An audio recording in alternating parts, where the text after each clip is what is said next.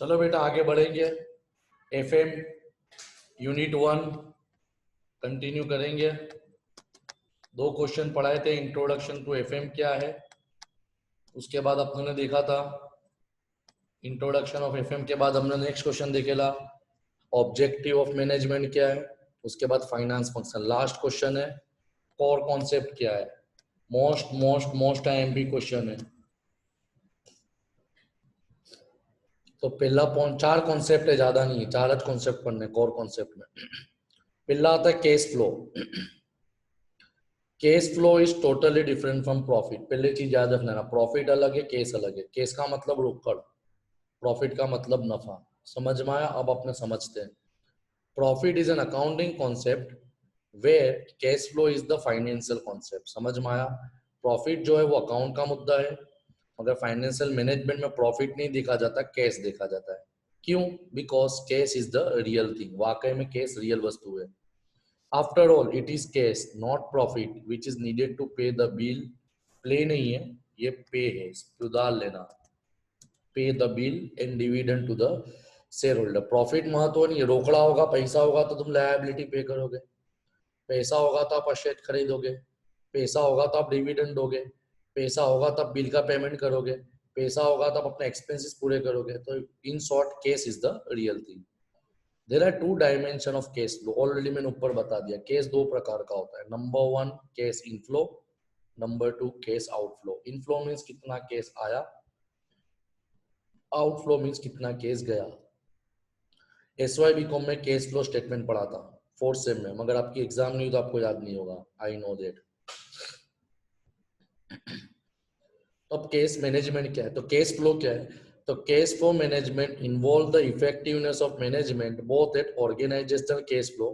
It arise as result of, अब cash flow 3 तरीके से आता है। Arise as a result of operating activity, means आप जो डे टू डे एक्टिविटी में करते हो।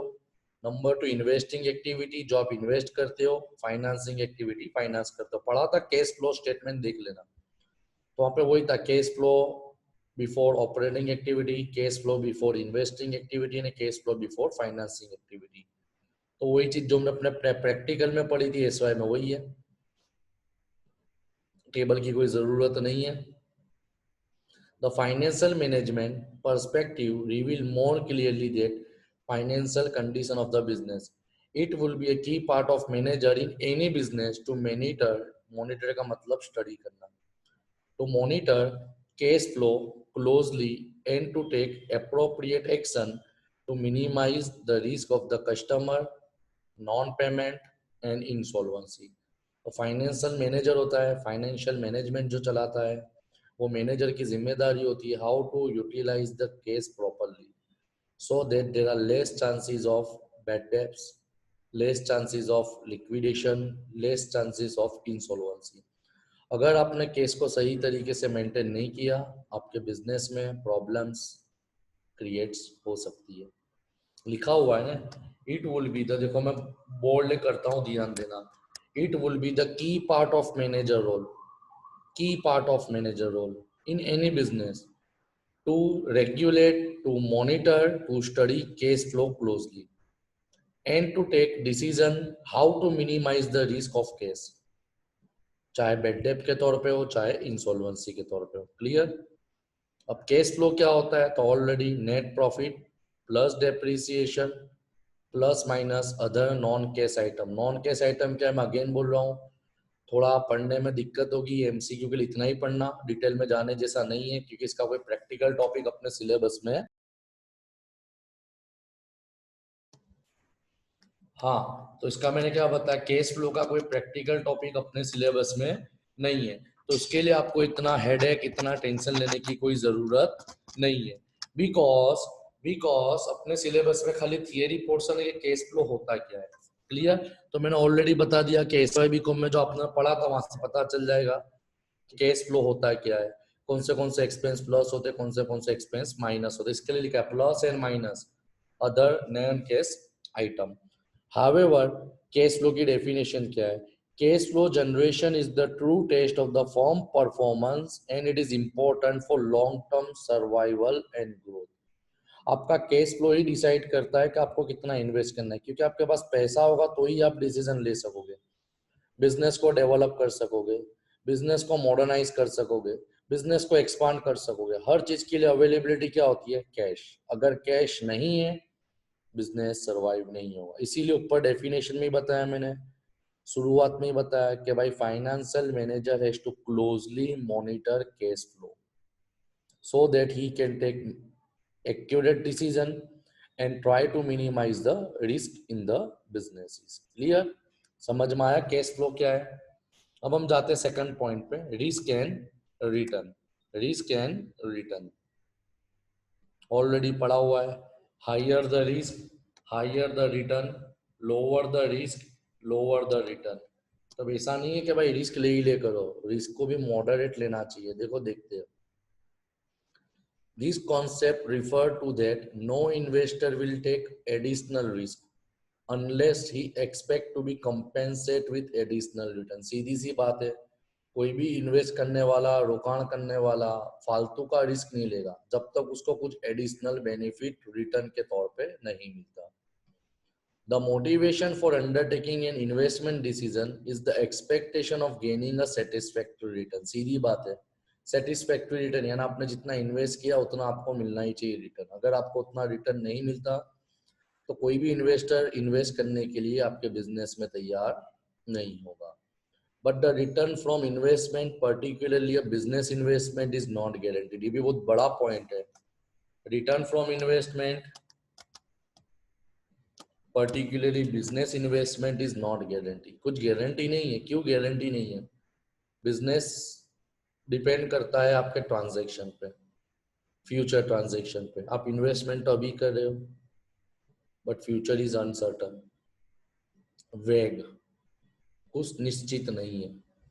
वही टॉय पे बताया। तो आपकी जिम्मेदारी क्या है? तो देखो लिखा हुआ है, the actual return may be more than, ज्यादा भी हो सकता है, लेस देन, कम भी हो सकता है, और इक्वल टू, और जितना सोचा उतना भी हो सकता है, before investment are undertaken. Clear? तो आपकी जिम्मेदारी क्या है एज अ फाइनेंस मैनेजर? आपको इन्वेस्टर को इतना मॉनिटर करना है, मोटिवेट करना है, गाइड करना है कि वो आपके बिजनेस में इन्वेस्ट करे। अब कॉमन है, बिजनेस में रिस्क तो है फैक्टर, तो how to motivate the investor so that he can invest in your businesses. अगर रिस्क ज्यादा रहता है आपके बिजनेस में तो इन्वेस्टर ऑब्वियसली ज्यादा ही आपसे उम्मीद रखेगा। Investment decisions are typically made with imperfect knowledge of the future and necessary involve risk. How much risk depend on the nature of investment। सीधी बात है ना कि कोई भी इन्वेस्टर आपके बिजनेस में इन्वेस्ट करता है तो उसको पता है कि भाई मैं इन्वेस्ट कर रहा हूँ तो मुझे बदले में रिटर्न मिलेगा। मगर रिटर्न क्यों मिलेगा? क्योंकि वो रिस्क ले रहा है। क्योंकि नेचर ऑफ बिजनेस कैसा है, नेचर ऑफ इन्वेस्टमेंट कैसा है। जैसे मैं एक एग्जाम्पल के तौर पर बात करता हूँ, एकदम सिंपल वर्ड में, investment in equity share of any company is more risky than investment in government bond।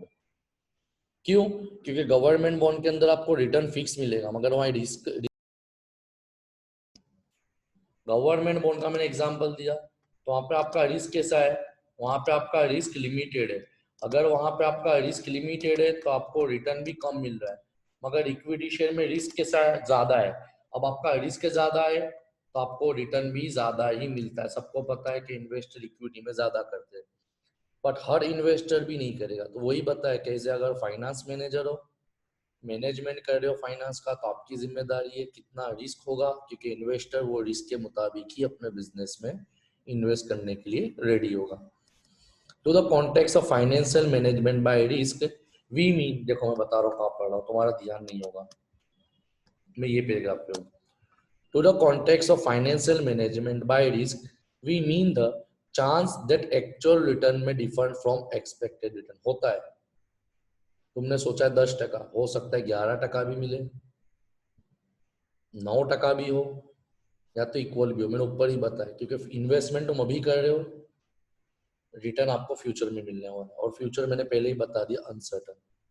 So remember that in financial management return are measured in terms of cash flow, not profit. and the risk is the degree of volatility surrounding expected future cash flow. समझ में आया कि भाई financial management में risk किस पे depend करता है? एक्सपेक्टेड कैश फ्लो, कि आपने कितना इन्वेस्ट किया है, इन्वेस्ट करने के बाद आपको कितना पैसा ये इन्वेस्टमेंट से मिलने वाला है, उस पर डिपेंड करता है. तो in the basic term, the general perceive level of risk associated with the investment, then greater